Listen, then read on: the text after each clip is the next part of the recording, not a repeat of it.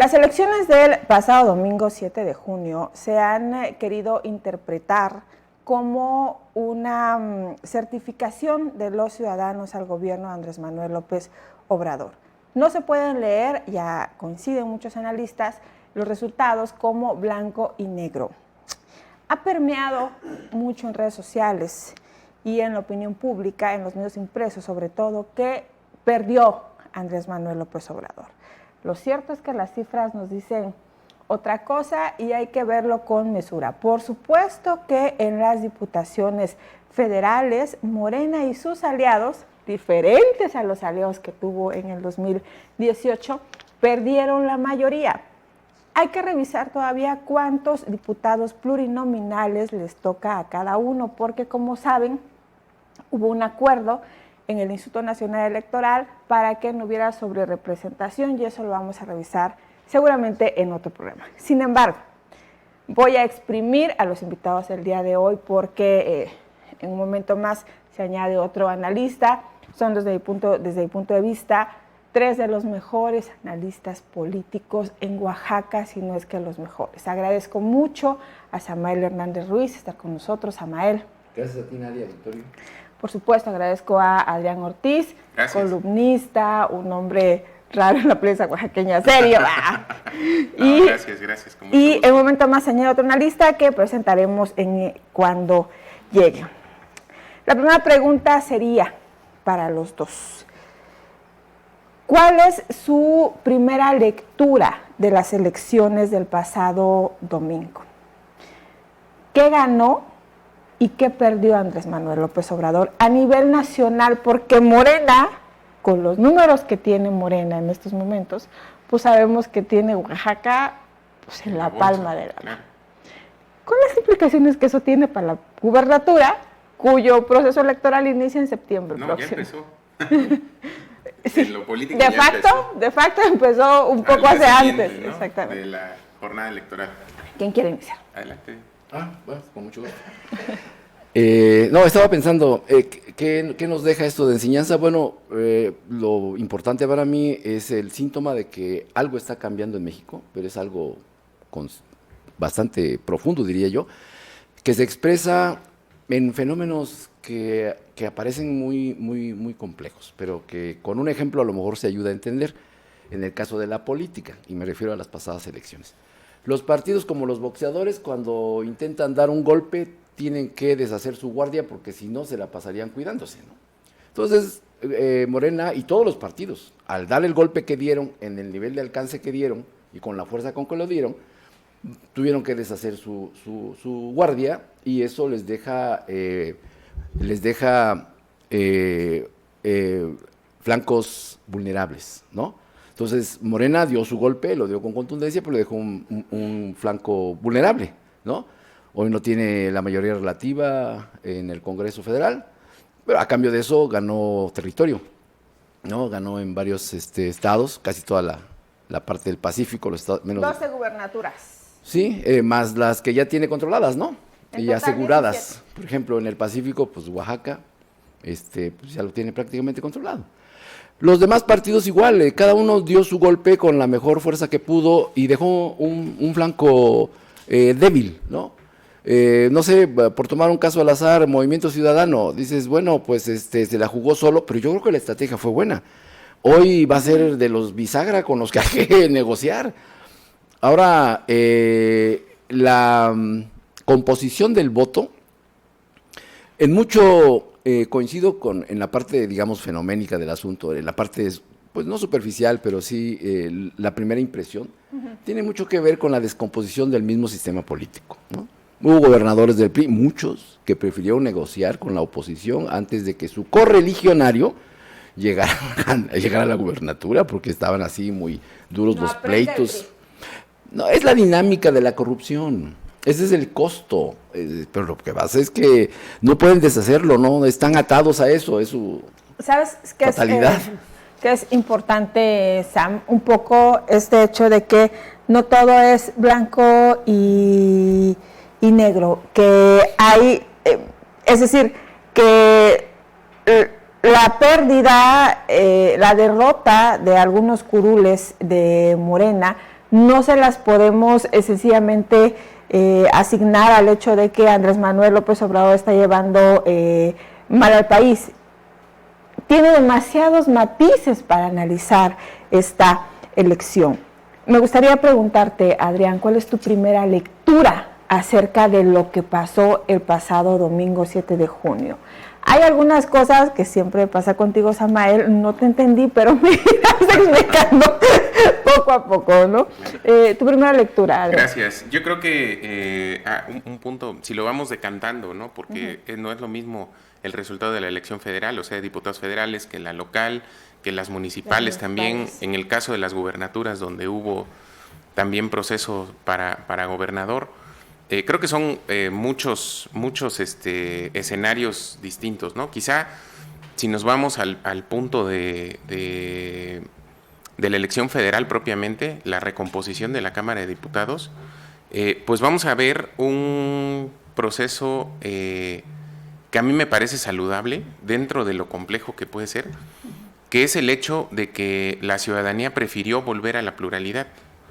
Es decir, dentro de ese enorme margen con el que llegó Morena en 2018 a la presidencia de la República y a tener una mayoría muy amplia en el Congreso, vemos 3 años después que lo que se está encontrando ahorita es un nuevo punto de equilibrio, un nuevo punto de pluralidad, que fíjate qué curioso, del 2000, bueno, más bien vamos a ponerle del 97, que es cuando pierde el PRI la mayoría en la Cámara de Diputados, hasta el 2018, todas las fuerzas políticas siempre hubo congresos de pluralidad.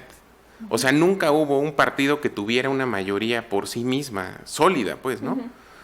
Como en este caso sí lo llegó a tener Morena con sus aliados, en este 18. Entonces pasaron de 1997 al 2018, 21 años, en donde el país tuvo pluralidad. ¿Y qué pasaba? En algún momento el PRI tuvo un poquito más de fuerza, ¿no? Pero no llegó a nunca, lo que llegó Morena. Y tampoco en los mejores años del PAN, también tuvo alguna mayoría, pero nunca llegó a ser esa mayoría para mover la Constitución, para modificar la Constitución, que sí lo tuvo Morena y que finalmente el Senado funcionó en alguna medida como un dique para medio frenar estos intentos. Y ahora volvemos a eso, volvemos a ese sentido de la pluralidad donde nadie tiene todo. Y algo que es bien importante, porque luego es muy fácil que se nos olviden las cosas. Y yo me acuerdo por ahí del 2010, 2012, se hablaba mucho de que la pluralidad tenía trabada la democracia en México, porque estaban las fuerzas políticas con sometidas. Felipe Calderón y que no se podía pasar Exacto. nada en el Congreso. Y que nada pasaba, y que luego viene la operación del Pacto por México, que permite la salida de algunas reformas. Pero que no gustó a muchos. Exacto, y que muchas de ellas terminaron siendo un boomerang, además, ¿no?, de los excesos, de la corrupción del sexenio de Peña Nieto, pero que de alguna manera esas reformas fueron en alguna medida un boomerang con una mayoría construida para ciertas cosas, porque si recordamos el programa de trabajo, vamos a decir así, el contenido del Pacto por México era muchísimo más amplio de lo que en realidad fue. ¿Por qué? Porque les alcanzó para sacar muy cómodamente la reforma educativa, que fue la primera. Y estás haciendo así y es importante. Y claro, también. pues al final había, pero el pacto se desgastó. Pero, sí, adelante. Y después volvimos a ese sentido de pluralidad, y ya como para allá del 2015, decían, bueno, es que necesita haber una mayoría de quien sea, pero necesita haber una mayoría para que un proyecto de nación, ¿cuál? Pues quién sabe cuál, pero uno sea el que camine. México no puede ser plural, entonces. No. Ahorita me lo es que contestas. yo creo que sigue tu razonamiento y al rato me lo contestas. Es que, paradójicamente, o sea, llegamos a ese escenario y ahora regresamos. Pudiéramos pensar, estamos en un proceso de ir y venir. Sí, pero creo que es menos peligroso por la tentación autoritaria del presidente vivir en un sentido de pluralidad que vivir con una mayoría de ese tamaño, que resulta ser muy peligrosa para la democracia. Y lo hemos visto a lo largo de estos 3 primeros años, de todos los intentos que ha habido de modificar las leyes para generar otra vez un régimen de partido hegemónico autoritario, como el que vivimos hace 30, 40 años. Que eso, Adrián, es, y que amerita así otro programa, una gran discusión, porque algunos analistas están absolutamente convencidos y son gente muy inteligente, no creas que chairos, perdón chairos, que dicen es que sí, en México las cosas deben cambiar, porque hay una clase dominante, porque hay una cúpula que necesita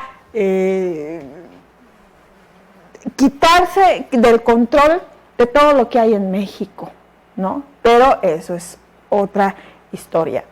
Piensa, Samael Hernández, que Oaxaca, primero México y luego Oaxaca es evidente, le dio a Andrés Manuel López Obrador su bendición para seguir en su proyecto de nación de México. El presidente, como es también un extraordinario mercadólogo, ya dijo en su mañanera que el pueblo de México decidió seguir teniéndole confianza a la 4T. Porque él, por supuesto, leyó los números de manera diferente. Él no le puso atención a los curules que perdió en el Congreso, alrededor de 50, sino a las gubernaturas, que ganó 12 de 15, pero las que estaban compitiendo. ¿Le dio el referéndum? Primero quisiera hablar un poco de la pluralidad. Sí, nos hemos tenido moviste, Adrián. Bueno, un congreso plural de un tiempo para acá, pero habría que pensar qué representa esa pluralidad. ¿Es una pluralidad clasista? No, no lo es.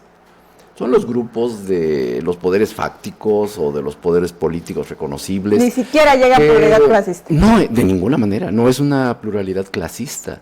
En primer lugar, porque los sectores de la población, ya no hablemos de las clases, no están organizados, no son capaces de salir y marchar como vemos que sucede, por ejemplo, en Francia, ¿no? Que es el ejemplo de cómo se moviliza la población a la menor provocación. Se movilizan los estudiantes, se movilizan los campesinos, se movilizan los sindicatos, ahí sí están organizados, hasta donde puede decirse, ¿no? En México no sucede eso. Todos los partidos lo que menos quieren es que la población se organice, desde Andrés Manuel hasta la ultraderecha. No les conviene tener grupos clientelares. Entonces, es una pluralidad facciosa. Por eso no difieren en el proyecto de país, difieren un poco en los matices. Andrés Manuel es tan capitalista como los del PAN.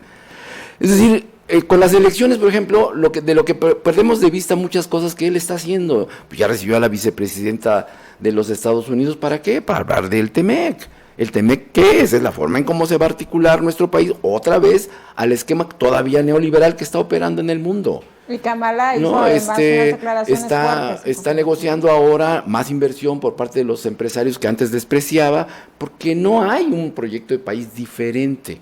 Es la misma lógica del capital, con políticas, digamos, un poquito diferenciadas. Si Andrés Manuel también es faccioso, entonces, ¿en qué sentido es faccioso Andrés Manuel? ¿Cómo en qué sentido es faccioso? Pues tan faccioso como los demás. Sí, por eso, pero ¿cuáles serían sus intereses? Mira, primero hay que reconocer que el tipo es una persona honrada, él, ¿no? O sea, qué difícil se me hace estar de acuerdo. Pues no se le conocen grandes corruptelas, ¿no? Es decir, bueno, sí, primero hay que dejar eso en claro. Pero se mueve a partir de otro tipo de intereses, ¿no? Interés político, control, ¿no? O sea, él tiene mucho de caudillo, ¿no? Y su tendencia cuesta trabajo. ¿Es un sociópata? No creo que sea un sociópata, es decir, es un caudillo, o sea, el hombre se siente, y diría un filósofo por ahí, se tiene que sentir iluminado porque si no, no puede operar como caudillo, o sea, esa es la psicología del caudillo, pues yo soy el elegido. Y entonces ese mesianismo también ahí premia se nota en su personalidad, pero desde mi muy particular, y habría que discutirlo, pues todo esto que comento, desde mi punto de vista, no es solamente populista, no es solamente un caudillo, no es solamente nacionalista, entonces cuesta trabajo analizarlo bien, y yo trato de resumir todo lo que significa Andrés Manuel como un nacionalismo dependiente. ¿Dependiente de qué? Pues dependiente de los Estados Unidos, o sea, dependiente de las metrópolis imperialistas, en este caso particular de los Estados Unidos. Esto es una contradicción en sí misma, ¿eh? No puedes hablar de un nacionalismo dependiente, pero es que así está. Bueno, al menos hasta ahorita. Se necesitan entre ellos, ¿no? Se necesitan, se tienen que articular de alguna manera. Entonces, el poder va a servir a este tipo de política nacionalista dependiente, pero es un poder diferente, es un estilo de poder diferente. Lo otro, o sea, la parte, lo que él llama, Andrés Manuel, la parte neoliberal, porque él también es neoliberal, o sea, no veo por dónde... Pues no se puede salir del sistema. Pues no se puede salir, no, y no quiere salir del sistema. Pero además coincide con muchas cosas del Sí, sistema. es tan neoliberal, nada más que los otros dejaron de lado la política, dejaron de lado el poder, el ejercicio de la política como ejercicio del poder y se fueron por los negocios. Ese es el pecado neoliberal, creer que puedes administrar un país como si fuera una empresa, y tu empresa. Entonces, es diferente, eso es lo que hace diferente a Andrés Manuel. Andrés Manuel es más político en el sentido clásico de la palabra, ¿no? Pero, entonces, México le dio positivo a Andrés Manuel en estas elecciones. Es un poquito más complicado que eso. En México no hay un ejercicio pleno de la ciudadanía. O sea, sí hay sectores de la ciudadanía que se expresan, desde luego que los hay, pero son minoritarios, ¿no?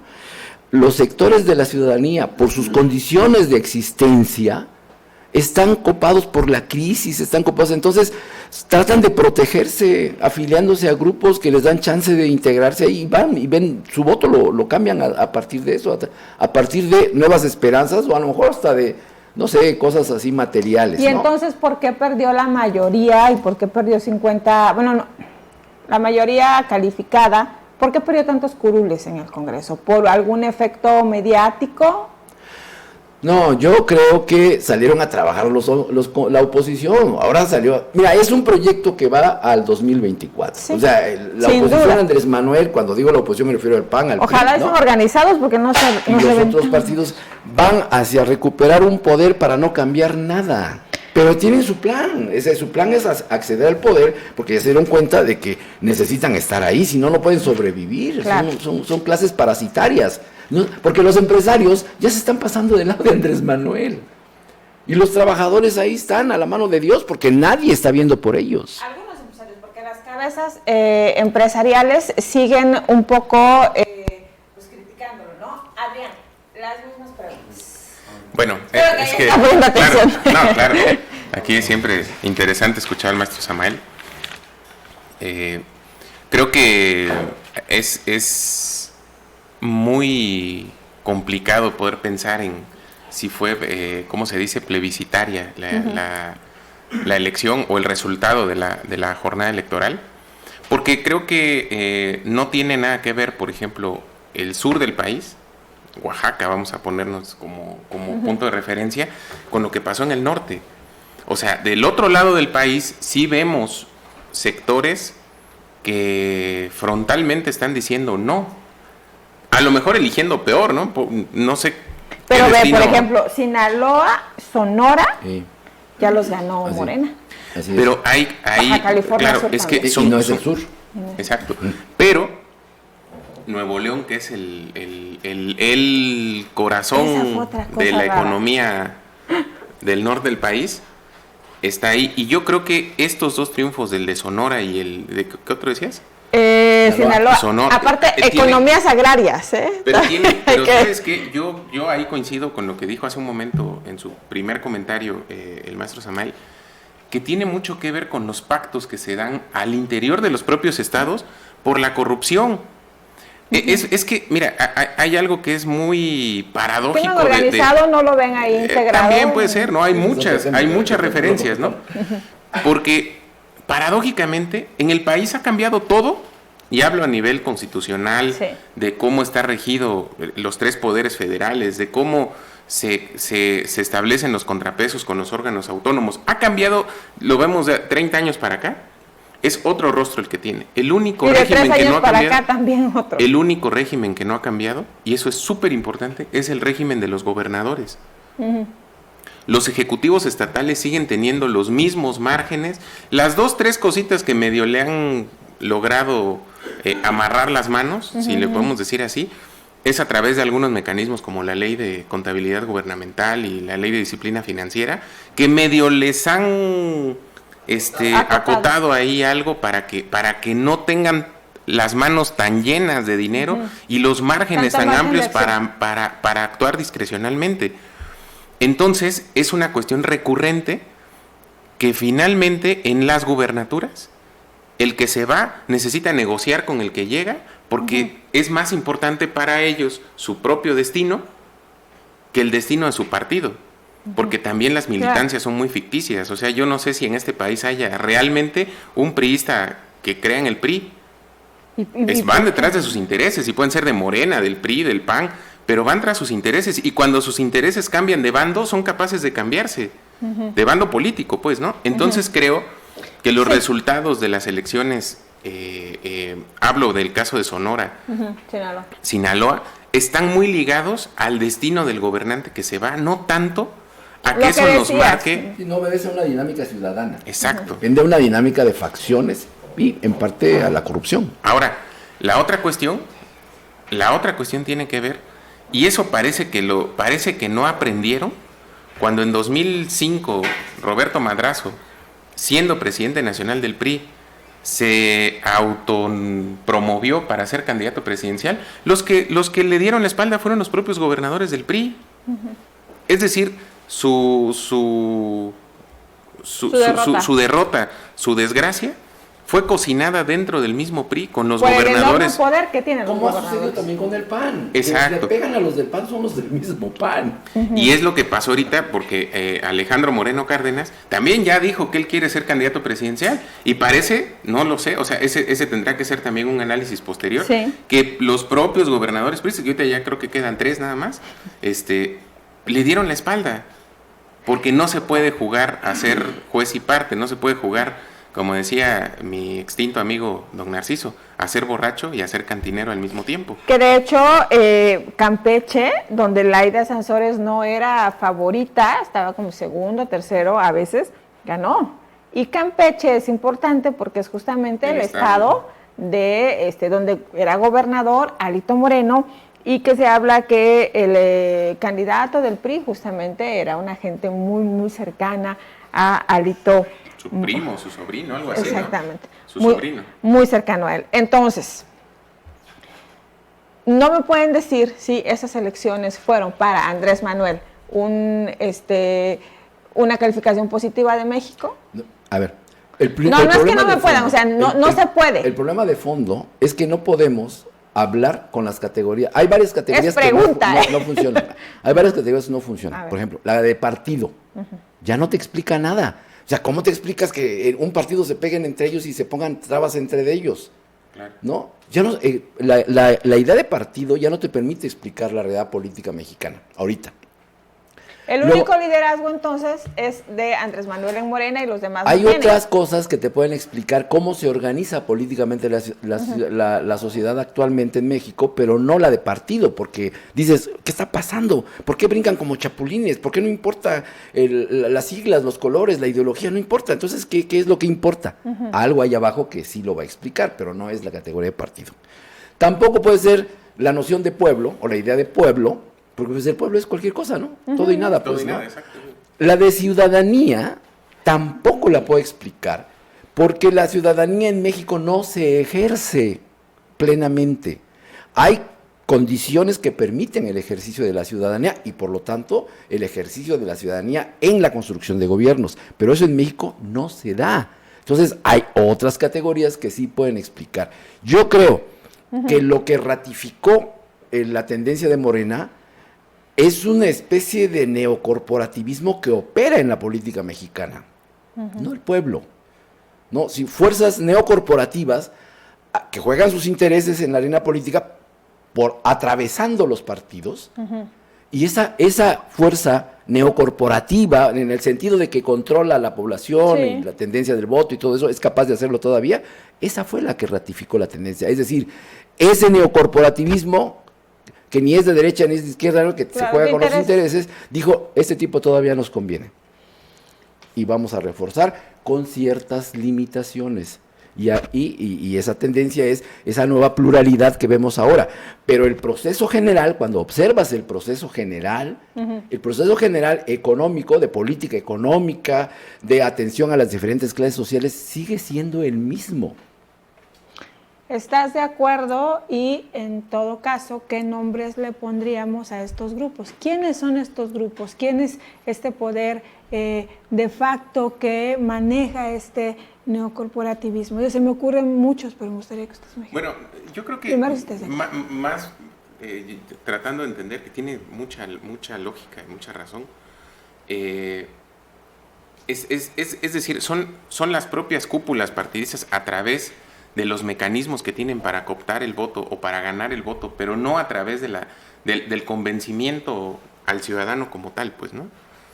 Es decir, hay una parte, yo creo que del 100% de la votación, o sea, del 60% que votó, a lo mejor tendríamos que comenzar a distinguir cuánto de ese voto en realidad fue un voto razonado y cuánto fue un voto duro, cuánto fue un voto condicionado, porque pues realmente la ciudadanía que va, piensa, ejerce su voto como tal, sin coacción, sin presión, sin dádivas y sin nada, sigue siendo muy poca, ¿no? Entonces, ¿cómo se mueve? Esa sería también la gran pregunta. ¿Cómo se mueve, ¿no? Esa es una idea.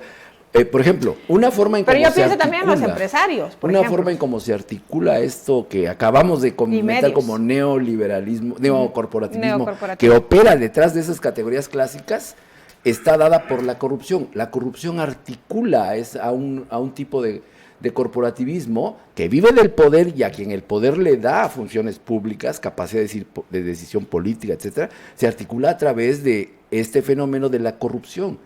O sea, digamos que es el neocorporativismo de los corruptos, por simplificar las cosas. Hay otro tipo de articulación que se da a través de intereses económicos, ¿no? Sí, entonces se articulan a través de intereses económicos, independientemente de si están en el sur, en el norte, en el centro. Pero ¿quiénes serían, Sam? O sea, a mí se me ocurre en este momento, por ejemplo, sin la menor duda, lo que pasa en redes sociales, lo que pasa en Twitter, lo que pasa en Facebook, no es casual bajo absolutamente ninguna circunstancia. Son grupos organizados y grupos financiados. ¿Quiénes los financian? Por ejemplo, el caso de Latinus, el caso del mismo periódico Reforma, el caso de N cantidad de medios y del otro lado, ¿no? El Soberano, La Jornada, pero te falta decir una cosa, los dueños de Twitter son los que dicen si sí o si no, porque esos no se mueven nada más en la red porque también, ellos quieran. Por eso. Entonces, detrás de esto que estás diciendo, hay un poder todavía más alto que también opera en la realidad mexicana, pero no opera en México, opera desde fuera, con intereses externos. Nos vamos a ir otra vez a los que gobiernan el mundo. Entonces, ¿cuáles serían o qué nombre les pondrían a estos poderes fácticos que a mí de entrada se me ocurre prensa y empresarios haciendo o prensa y poder económico, no necesariamente mexicano, nada más?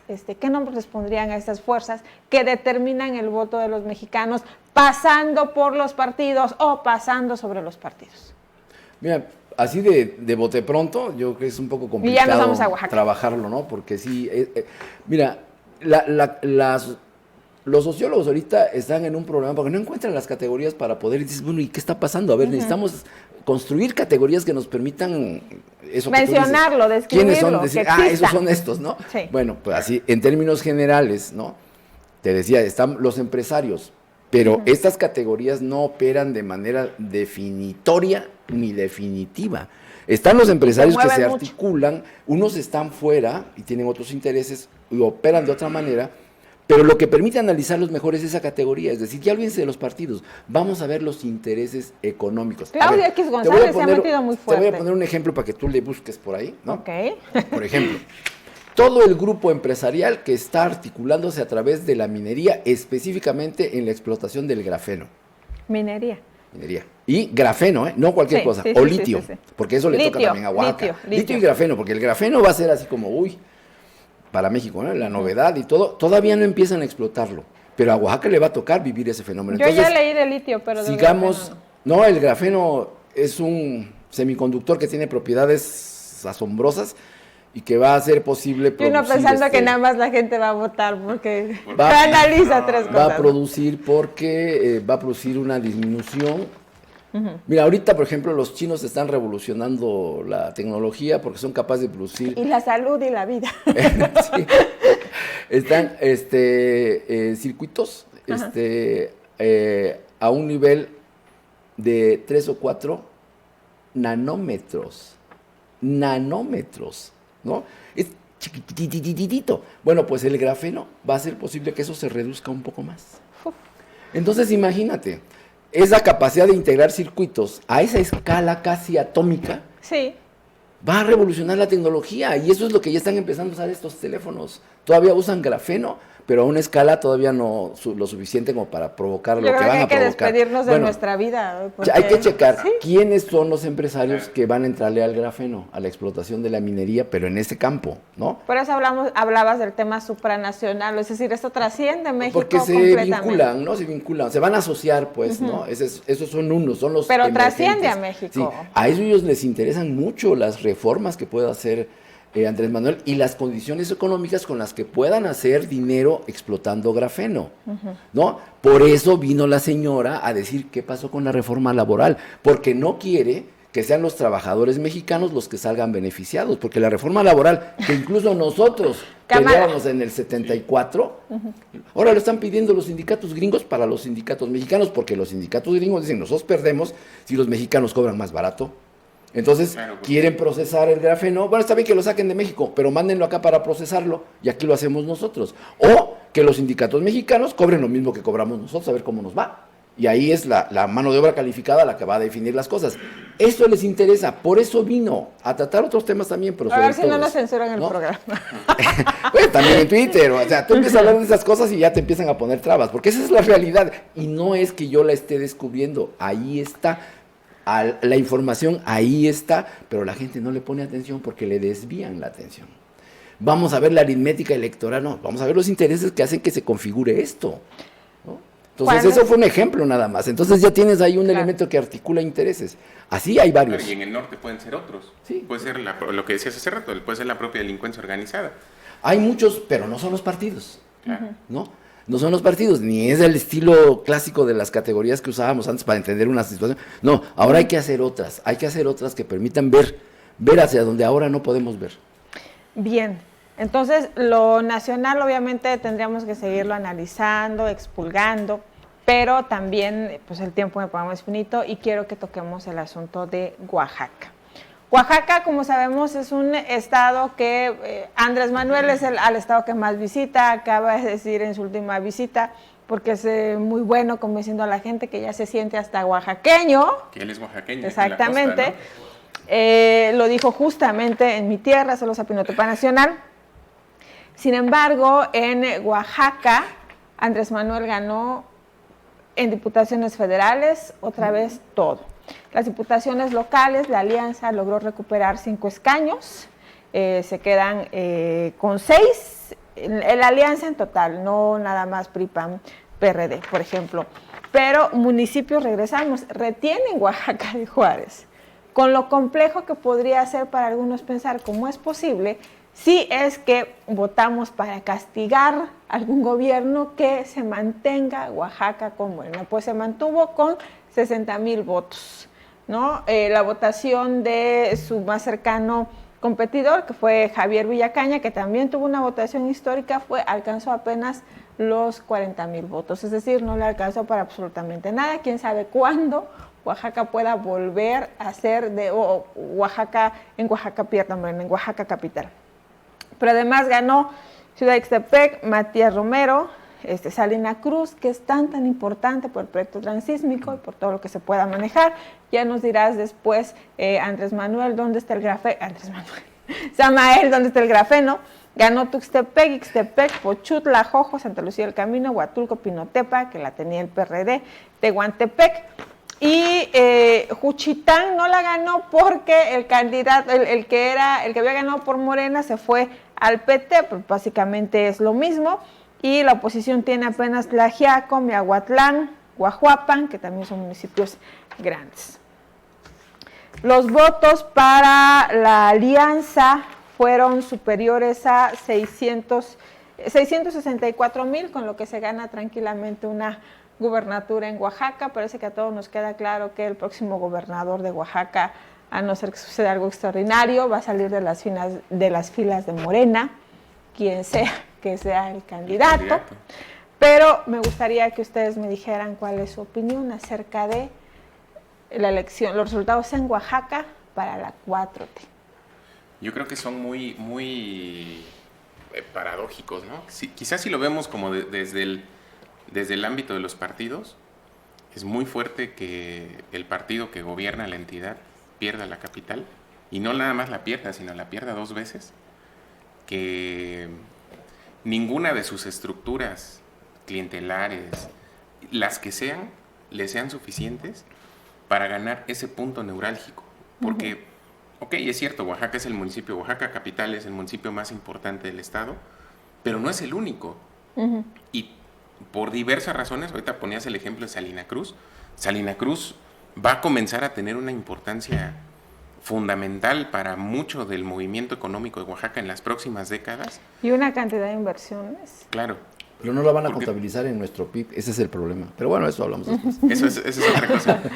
Pero creo que, digamos, desde la perspectiva propia de partidos, pues sí ya debiera de ser muy preocupante para el partido que gobierna la entidad ver esa realidad tan fuerte. Sin embargo, a mí me parece muy paradójica la posición del gobernador del estado. Pierde todo, viene el presidente al siguiente fin de semana y lo reconoce y le agradece públicamente. Yo creo que estás matizando mucho todo, y estás cuidando mucho tus palabras, querido Adrián. Sigue. Por todo lo que dice que le ha ayudado, ¿no? En el sentido de las obras, de los proyectos. Y aquí es donde viene la paradoja, porque creo que paradójicamente, no encuentro otra palabra, paradójicamente los proyectos más importantes para Oaxaca han transitado gracias a Andrés Manuel López Obrador. Las carreteras, el transísmico, que no tenían destino, no tenían futuro. Las carreteras tienen ¿cuántos? 15 años, 20 años tiradas. Y seguramente es como van a salir. Y fue a los Cuatlanes, ¿eh? Y fue a los Cuatlanes, que no es una región fácil. Y, insisto, la paradoja es que seguramente el gobernador piensa en su tema partidista, pero yo creo que ha de pensar también en su sentido de trascendencia. Es decir, tener la posibilidad de, a un costo políticamente muy alto, sacar adelante esos proyectos que entre un gobernador y un presidente peleados probablemente estarían en grave riesgo. ¿Tú lo ves así? Yo lo veo de esa manera, pero vamos, las respuestas, solamente si sentáramos al señor gobernador aquí y le preguntáramos, si se dejara que le preguntáramos, y respondiera honestamente, ¿no? Pero a mí me parece muy paradójico ese escenario, porque a nivel partido, el partido que gobierna en la entidad está devastado. No hay, creo que es una catástrofe lo que le pasó. Es la catástrofe que anuncia la siguiente catástrofe, que es que van a perder la gubernatura, porque en el 22 nada más hay elección de gobernador. O sea, no elegimos ni diputados ni nada más que gobernador. Ya nos anunció, este número que diste, ya nos anunció para dónde va el sentido del resultado. Lo vamos a revisar, si Dios nos presta vida, en un año cuando haya pasado la elección de gobernador, y si nos haces favor de invitarnos, pero por su lo platicaremos. Pero ahí está el preámbulo.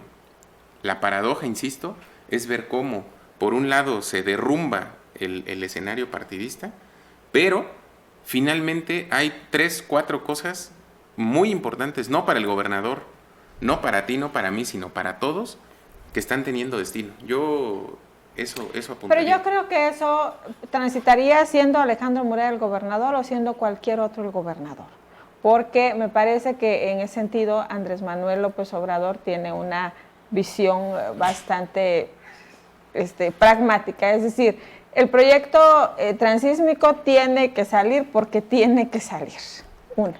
Y 2, la supercarretera a la costa y la supercarretera al istmo no beneficia exclusivamente a Oaxaca, sino es un beneficio por lo menos regional. Yo no vi a Alejandro Murat triste.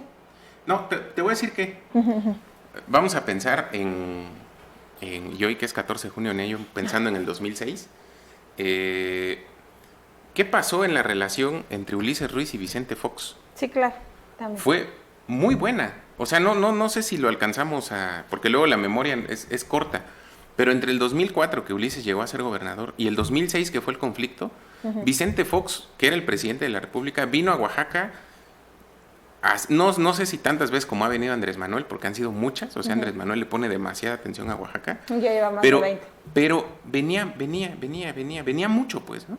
Y tenían una relación fluida, cercana, se supone que hubo acuerdos importantes, y llegó el momento electoral y ahí se rompió todo. Es decir, es cierto, pero no sé hasta dónde.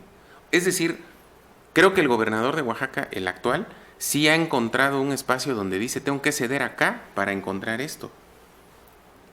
Tendríamos también que pasar por la ruta de los intereses, que esa sería otra cosa, ¿no? Pero yo veo esa paradoja. Sí, yo creo que se ven las paradojas porque se siguen usando las categorías anteriores. Es decir, ¿cómo es posible que destruya su partido a cambio de eso? Pues es que ya no explica la categoría de partido la realidad. Pero si lo vemos de otra manera, tiene una lógica mucho más coherente. ¿Intereses, nada más? Intereses rentistas que siempre han operado en Oaxaca y que llegue Morena o quien llegue van a seguir operando, ¿no? E intereses rentistas me refiero a que no son productivos, no producen bienes, ¿no?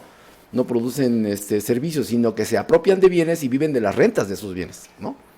Ya sean por la vía del patrimonio público, o sea, el robo descarado, o de la apropiación de bienes y vivir de la renta de esos bienes, ¿no? Porque no producen nada, ¿no? Entonces, bueno, esos intereses rentísticos en Oaxaca siempre han estado y van a seguir estando. Y si llega Morena, no sé quién, como parece que va a suceder, pues va a seguir igual. Ese es un interés que articula a estos grupos, pero que difieren acerca de quién va a administrar. Y ahí es donde chocan, ¿no? Chocan y chocan también en la forma en cómo se articulan a partir de la corrupción en el poder público. Entonces, estas pugnas entre estos grupos, que son grupos con intereses rentísticos en Oaxaca, se encuentran en la esfera de poder y algunos se pelean entre ellos porque pues, uno quiere administrar y el otro no quiere administrar, entonces se pelean entre ellos, ¿no? Entonces, aquí se repite la misma situación. Bueno, ¿qué hago? O sea, entre los grupos de interés acá, no va a haber posibles arreglos, están peleados a muerte, ¿no? Entonces claro, es preferible negociar con Andrés Manuel, que es que representa un suprainterés, digamos, ¿no? Entonces, mejor arreglo con él. Además, con la ventaja de que como no hice nada, lo que haga el gobierno federal es bueno. Ay, es que eso es lo que no deja de ser absolutamente chocante. Es decir, vemos estos resultados y de verdad, yo creo que a cualquiera que le dijeras, oye, y está la ciudadanía votando para castigar lo que hicieron mal y para decirle, sí, está bien, sigue trabajando, a los que tuvieron una buena gestión. Eso es lo que no pasa en Oaxaca. Y me gustaría saber por qué esos intereses se organizan, los que sean los intereses fácticos, tienen una mejor capacidad de organización para hacer que haya determinados resultados en unas votaciones, pero de cualquier manera, lo que dices, gane quien gane, al final siempre se van a alinear a el poder que sea, el estatal, el federal, etcétera. Comentabas hace un momento, en 2006, la época de Ulises Ruiz, Vicente Fox y Andrés Manuel. Me parece que es mucho menos peligroso Vicente Fox que Andrés Manuel López Obrador. Para Oaxaca, por supuesto que son muy importantes las supercarreteras. Yo sí tengo muchas dudas acerca del proyecto transísmico porque se ha hablado mucho, además de la inversión, por ejemplo, de quiénes son los que van a trabajar en el proyecto. Y si algo nos ha dejado claro la historia también es que al final los grandes empresarios y las grandes rentas no se quedan en los locales, sí queda un poco, ¿no? Un resabio, sino que son los grandes empresarios. No me quiero ver prejuiciosa con los extranjeros y con los grandes capitales, pero al final siempre queda Oaxaca y los oaxaqueños más bien jodidos. Me gustaría saber cuáles son sus perspectivas, tenemos unos 15 minutos más o menos, tiempo suficiente, acerca de cómo quedaron repartidos los grupos, seguramente ya lo vieron también ustedes, en los intereses locales, es decir, cómo queda el grupo de Salomón Jara, que en Morena quiere la gubernatura, que ha hecho N cantidad de acuerdos por la gubernatura, que ganó, por cierto, su candidata, que es su cuñada, no, su nuera, Nochixtlán, a pesar de lo que pasó en Nochixtlán. Y Morena, lo tengo por acá, creo que Morena también ganó Nochixtlán. Creo que no. Lo vamos a revisar. No lo tengo aquí. Pero bueno, la Diputación sí la ganó. En fin, ¿cómo quedan los grupos a partir de los resultados de estas elecciones? Y en ese sentido, ¿cómo ven la sucesión gubernamental en Oaxaca? Bueno, sí me gustaría hablar de los grupos, pero nos llevaría más tiempo, entonces mejor voy a puntualizar. Entonces nadie tu pregunta es intrascendente. Voy a aprovechar mi tiempo para hablar de otro asunto y cierro con un poquito con lo de los grupos, ¿no? Aunque ya no de tiempo. Primero, la situación de Oaxaca difícilmente va a cambiar, aún con un cambio que haya. Hay situaciones que de veras alarman. Por ejemplo, el analfabetismo. Voy a hablar de educación porque es mi especialidad. El analfabetismo, Nadia. El analfabetismo en Oaxaca ha disminuido muy poco. Pero ¿sabes qué es lo grave? ¿Qué no Ulises decía que lo iba a desterrar el analfabetismo? Pues nomás checa el censo del 2020, ya no hablo porque se me ocurra, sino porque... Increíble que esas alturas, madre. No, el analfabetismo ahí disminuyó del 2010 para acá, pero poquísimo, ¿no?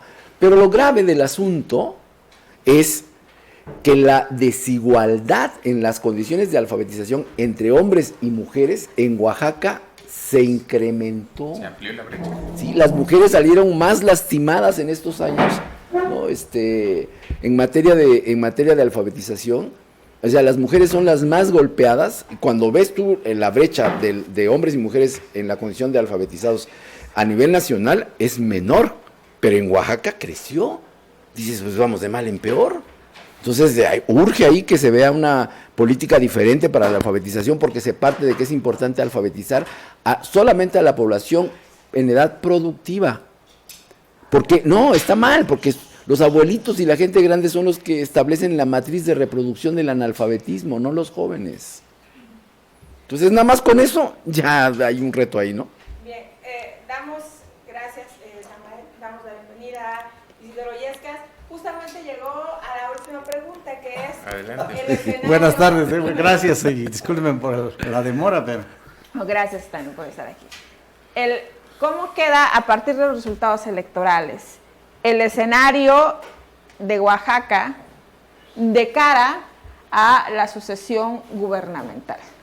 Ya hablamos un poco del tema nacional, hablamos un poco de los resultados en Oaxaca, pero esto sería de cara allá, que el proceso electoral formalmente, porque como bien lo dice Adrián, al otro día de las elecciones ya empezaron a moverse todos para... y empieza el siguiente proceso. Exactamente, ya quieren que se muera el rey antes de que sean las épocas precisas.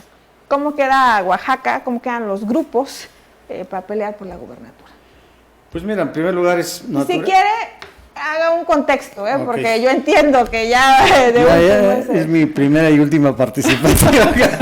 No, mira, pues es muy, digo, hasta cierto punto natural que ya que concluida la etapa formal del proceso electoral para elegir diputados y presidentes municipales, esté ya nuevamente en movimiento los partidos y los aspirantes que apuntan al 2022. Formalmente el proceso electoral 2021-2022 se inicia en septiembre. Entonces sí, realmente ya está encima del nuevo proceso electoral. Y a partir de los resultados de esta elección, pues primero se confirma que Morena es primera fuerza electoral. Perdón, paréntesis, sí. Maestro, nada más comentar, porque no lo dije y es importante. A partir también del hecho de que en estas elecciones intermedias, donde Oaxaca alcanzó apenas el 56%, que es alto, 10 puntos menos de participación que en las elecciones del 2018, Morena obtuvo 664,546 votos, lo que da tranquilamente para una gubernatura, sea quien sea el candidato. La fuerza de Morena en Oaxaca es extremadamente alta, nada más esa. Claro, y discrepo en el tema de que sea quien sea, es decir, efectivamente tiene más de 200,000 votos Morena para primero ir solo, No necesita aliarse ni con el PT, ni con el Verde Ecologista, ni con, bueno, ya el PES ya desapareció, ¿no? Bueno, ya desapareció el PES y si le quedarían 2 partidos con los cuales aliarse. Hay un dato a nivel nacional, el saldo de Morena en sus alianzas nacionales, específicamente para las diputaciones federales, perdió ganando. ¿En qué sentido? Las alianzas le restaron votos a Morena. Tuvo que ceder más de 50 diputaciones al PT, al Verde Ecologista, es decir, en un escenario que en las diputaciones federales hubiese ido solo Morena, como ocurrió en Oaxaca, le hubiera ido mucho mejor que como ahora le fue de todas maneras bien. Volviendo al tema oaxaqueño, pues sí tiene más de 200,000 votos que le permite definir dentro de la propia estructura de Morena al candidato o candidata. ¿Sí? Yo te decía que yo no creo que sea cualquiera de Morena, porque evidentemente la persona cuenta. Tuvimos la experiencia de la elección aquí en Oaxaca de Juárez, donde realmente el factor Francisco Martínez Neri fue determinante para el triunfo de Morena, no obstante que quien gobierna actualmente el municipio de Oaxaca de Juárez tiene saldos negativos en su administración. Entonces, para la gubernatura es un escenario similar, es decir, ya no tiene como adversario fuerte al PRI, aunque el PRI se pueda aliar con lo que queda del PRD y con un panismo que relativamente se reposicionó. Me parece que el proceso que tiene que seguir Morena es un proceso de ir de la mano con los movimientos sociales, es decir, aliados no partidistas que han resultado fundamentales en este proceso en Oaxaca. Oaxaca es un estado de grandes movimientos sociales. Hubiera llegado un poquito antes, porque esto se pone sabroso. Tendría que ir acompañada de eso, ¿sí? Es decir, solamente el partido y sus tribus serían un desastre. No creo que la ruta muy burocrática, quizá demasiado formal que a veces sigue Morena, con sus amarres con los grupos que se mueven a nivel nacional y local sea determinante. Sea el determinante. Tiene que ser determinante un replanteamiento de su política de alianzas, que tiene que mirar al movimiento social, a la sociedad en primer lugar. Segundo, tiene que valorar el perfil, la trayectoria de los candidatos. Si no si no toma en cuenta ese factor, ¿sí? Pues puede verse en un escenario de alta competitividad. No lo tiene ahorita, pero puede el PRI resurgir de las cenizas y generar un frente opositor que le genere ruido. ¿Sí? ¿Están de acuerdo? Y ya nos tenemos que ir, pero sí es importante preguntarles. Yo quisiera destacar a Rodrigo Isidoro. Ya ves cómo los partidos políticos no permiten ni el análisis ni la acción política. Él dijo, se tiene que articular de otra manera, con movimientos sociales, con estos, con otros, no los partidos, porque los partidos ya no permiten un tipo de acción política que traiga beneficio a la fuerza. ¿No? Ya son otras categorías las que está usando él, ya no es el partido político, ¿no? Porque estábamos platicando acerca de eso, de que los partidos políticos ya no explican ni la realidad ni la acción política, ni la posibilidad de la acción política.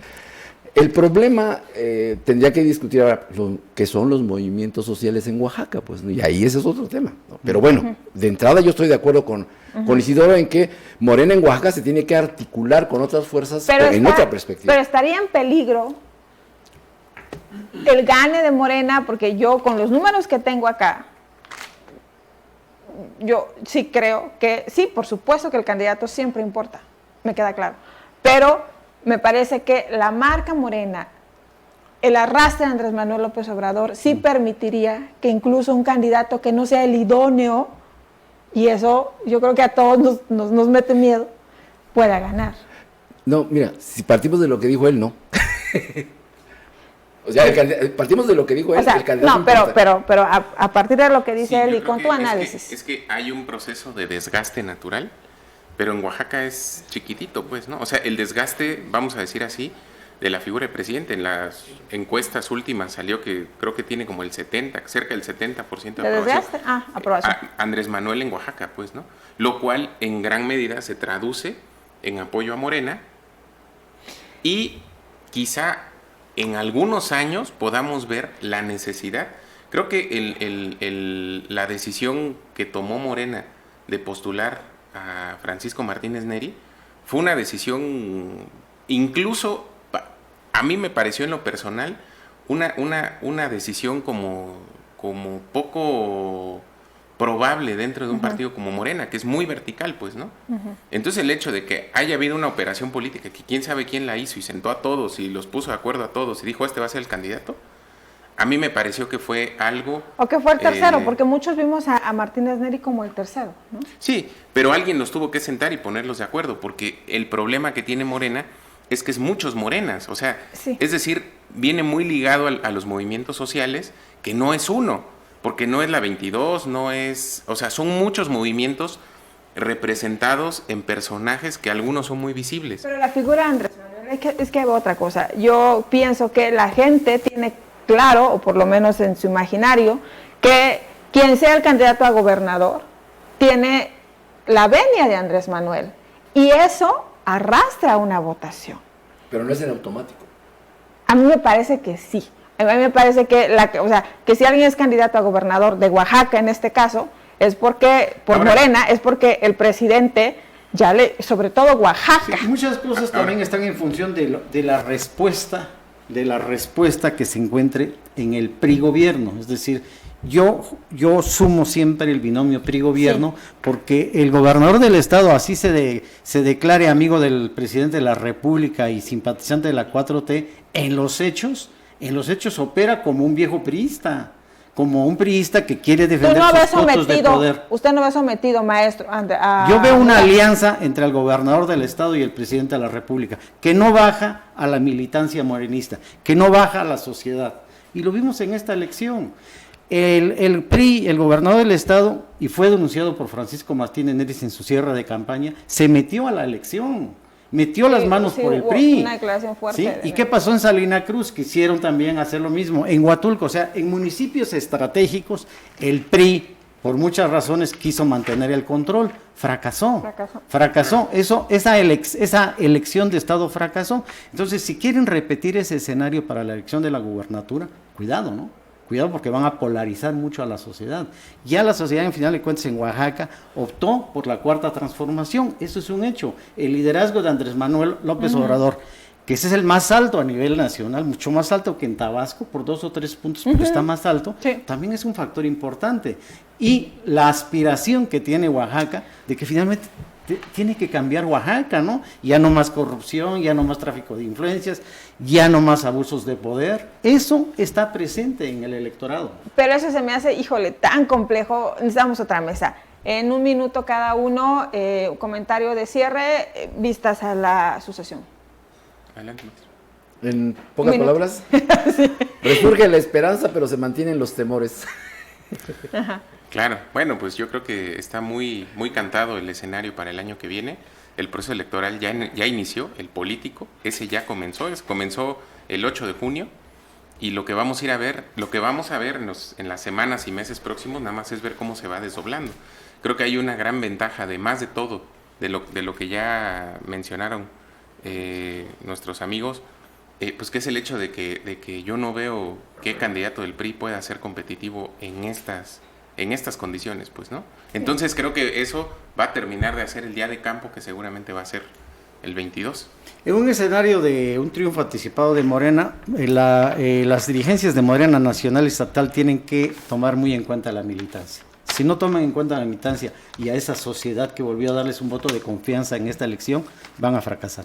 Muchísimas gracias, maestro. Sobre todo, muchísimas gracias a usted, Samael, Adrián, Isidoro, de verdad un lujo. Muchas gracias también a Regeneración.